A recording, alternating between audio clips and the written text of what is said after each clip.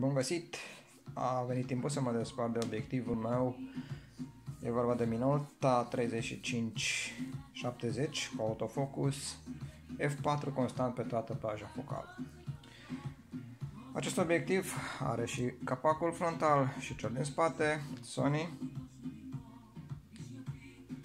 Haideți să vedem și cum arată sticla frontală. Vedeți, nu are niciun fel de zgârietură, absolut niciun fel de praf.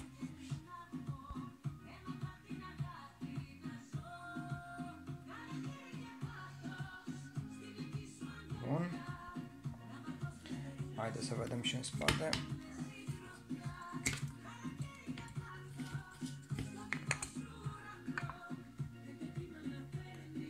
Iată și cum arată inelul metalic. Semn că nu prea a fost folosit. Acest obiectiv n-a fost folosit niciodată pe camere digitale. Iată-l cum arată. Chiar este impecabil. Eu l-am folosit doar pe camera pe film. E vorba de Minolta F7000.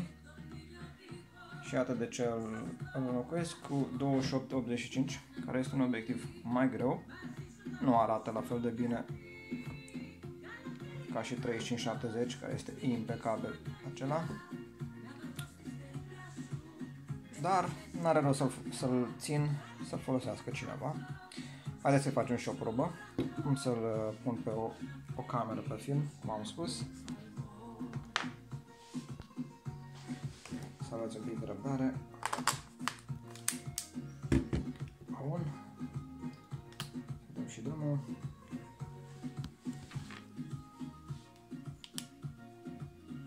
Haideți să vedem cum percutează.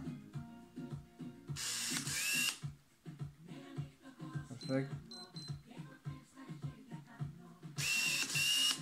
Perfect. Aici nu o să focalizeze. Nu are pe ce să focalizeze. Ia să vedem dacă focalizează pe undeva pe acolo.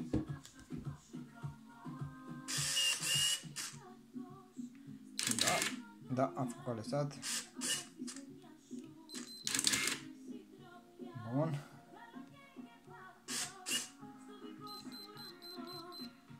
Nu prea îi dă voie.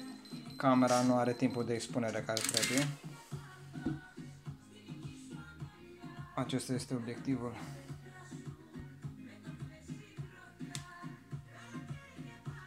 După cum am spus, nu a fost folosit niciodată pe o cameră digitală. Un mare avantaj pentru cei care vor să folosească un Sony. Montură Alpha.